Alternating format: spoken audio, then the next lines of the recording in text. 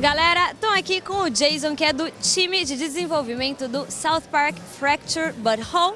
Vamos fazer algumas perguntinhas para ele. Okay, so South Park Fracture But Whole is about superheroes.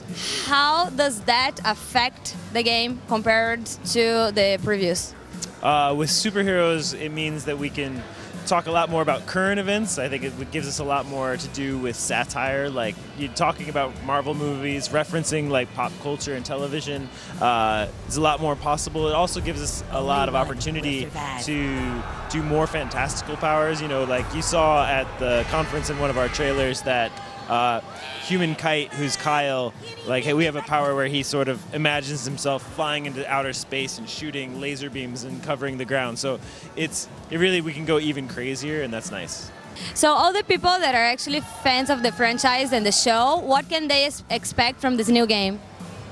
I think they're gonna get a lot more backstory of all the boys, like where their imagination is, everything that they love about an episode of South Park, where you know they kind of introduce a new conflict or a new sort of thing coming to town, and then everything gets a little bit out of control. I think we get to do that to a really crazy extreme because it's so long. Like, I mean, compared to a 24 minutes in an episode, like you're going to be playing this game for hours and hours and hours, and everything's just going to build so much. So I think everything you love about an episode, getting to interact with it, getting to be one of the boys and getting to interact with how crazy the town gets, it's so rewarding, for sure. So what's the challenge of creating a totally new story for a game in a franchise that's very consolidated?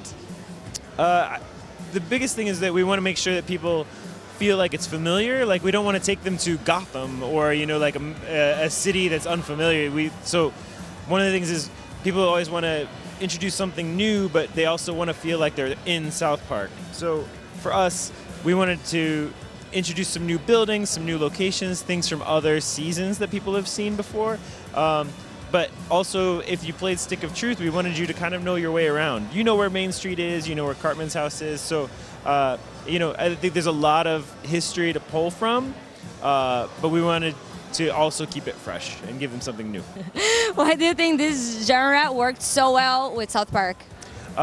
There's a few things that are great about it. Like, character development is a big thing about comedy. Developing a joke, developing the premise, and letting it sort of sink in, and then subverting people's expectations about that premise, which an RPG lets you sort of invest in a thing, and then you can kind of twist it on people, and that's great for comedy. Also, there are very few other genres where turn-based gameplay really can work, and turn-based tactical gameplay in the Fractured But Whole means that we can pause and let people take in the joke, and then they can take their turn and they can see the next thing rather than always having to have bullets whizzing by their head and all that sort of stuff. It's really hard to focus on story when the game moves so fast. So both those things. The South Park The Fractured But Whole will be released on PlayStation 4, Xbox One, and PC on December 6th, and I can't wait for you to try it.